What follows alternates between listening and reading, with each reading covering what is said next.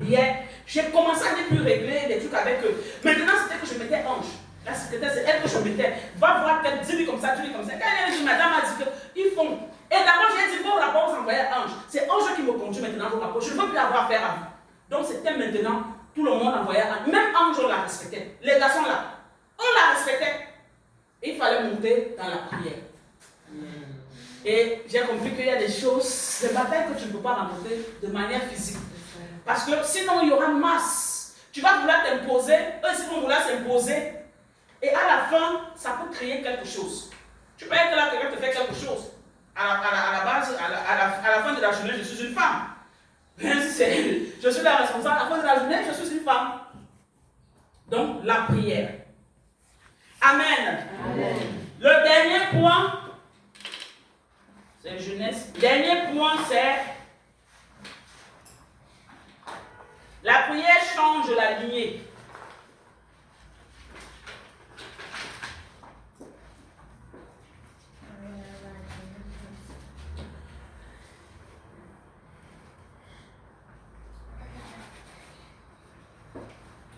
Change la lignée.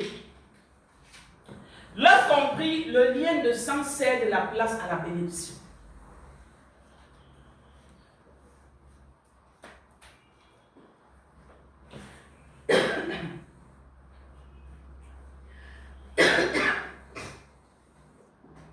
Lorsqu'on prie, le lien de sang cède la place à la bénédiction. Nous allons voir dans Genèse 32. Je lis tout, c'est seulement donc que je n'ai pas pu écrire tout ça. Et avant 32 même. La Bible nous parle d'une famille, d'une lignée d'Abraham, d'Isaac, de Jacob et de Ésaü, le frère jumeau de Jacob. La Bible nous dit que Jacob était déjà un homme âgé, il savait qu'il devait partir. Et comme un bon père, pour partir, il faut bénir ses enfants. Les pères aient l'habitude de bénir vos enfants. Même quand vous êtes fâché contre eux, que cette colère ne vous empêche pas de prier pour eux, pour de leur bénir. Pourquoi? Parce que le père est le repère. Même quand on n'a pas la grâce d'avoir un père bien, il ne faut pas le combattre, il faut combattre l'esprit. Sinon, si tu le combats, tu fais mal. Si tu l'insultes, tu fais mal. Satan a péché. Dieu a envoyé Michael le chasser du ciel, mais Michael ne l'a pas insulté. Il a juste chassé. Parce qu'il y a les lois spirituelles qui sont là. Il ne faut pas les défier. Sinon, ça te rattrape. Tu comprends? Nous prions le lien de sang cède la place à la bénédiction. Nous savons que Isaac, avant de partir, a voulu bénir son fils, celui qui lui faisait du bien, qui lui chassait, qui lui donnait le gibier. Donc, Jacob est venu, il a reçu la bénédiction, n'est-ce pas? Il est parti, et tout et tout. Ce que hier, je m'avouais, j'ai dit, est-ce que Jacob a réellement reçu la bénédiction de son père? Moi, je ne pense pas que Jacob a reçu la bénédiction de son père. Parce que son père lui a dit que ses frères vont se prosterner devant lui. Mais c'est lui qui s'est prosterné devant son frère. Ses frères, il va dominer sur eux, mais il a devenu ce personne. Pourquoi? Parce qu'il y a une malédiction qui planait sur cette famille. Depuis le grand-père Abraham, il y avait une malédiction qui planait sur cette famille. Un esprit qui régnait dans cette famille, l'esprit de mensonge. Son grand-père Abraham a menti. Son père Isaac a menti. Lui-même aussi, il a menti. Et comme la malédiction va jusqu'à la 4e génération, Jacob a vu que cette histoire, si je ne brise pas ce lien, mes enfants vont vivre ça. Parce qu'en réalité, pour moi, Jacob n'a pas reçu la bénédiction de son père. Il n'a pas reçu.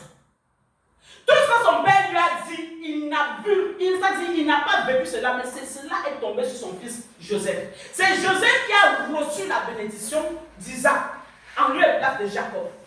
Pourquoi? Pour que Joseph vive cette bénédiction, il a fallu Il a fallu qu'une nuit, Jacob demeure seul devant la présence de Dieu. Tu comprends avec moi? Pour dire que ce lien doit être brisé. Parce que c'est comme mon grand-père, c'est un mensonge que mon grand-père a fait entrer dans la famille, qui a suivi mon père, que moi aussi j'ai pris. Mes enfants ne doivent pas vivre ça. Voilà pourquoi nous, en tant que parents, on doit payer le prix pour que nos enfants ne vivent pas les mêmes situations qu'on a vécues. Moi, je prends l'exemple sur moi. Ma grand-mère s'est mariée, certes, mais elle a fait 2 mariages. Et dans ces 2 mariages, elle est restée veuve dans tous les 2 mariages. Le premier homme qu'elle a épousé, avec qui elle a eu son premier enfant, il est mort presque à la naissance de l'enfant. Après l'enfant avait 1 an, il est mort. Elle est venue épouser maintenant mon grand-père. Mon grand-père qui avait déjà d'autres femmes avant, avec lesquelles il n'a pas eu d'enfant. Mais il a épousé ma grand-mère. Ma grand-mère lui a fait des enfants.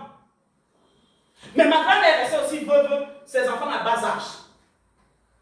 Maintenant, ses filles sont parties en mariage. Elle a eu 3 filles, une est morte, elles sont restées 2. L'aînée s'est mariée. À 37 ans, elle est restée veuve avec 9 enfants. Maintenant, ma mère, à peine elle est entrée, elle est ressortie. Il y a un problème. Moi-même, je suis partie, je suis entrée, je suis sortie. Donc je m'assois, je dis non. De là qu'elle est là sur ma vie, j'ai dit Seigneur, elle ne peut pas vivre la même chose. Elle ne peut pas vivre la même chose. Si je dois payer le prix éternellement toute ma vie, pour qu'elle ne vive pas ce que nous, mes grands-parents,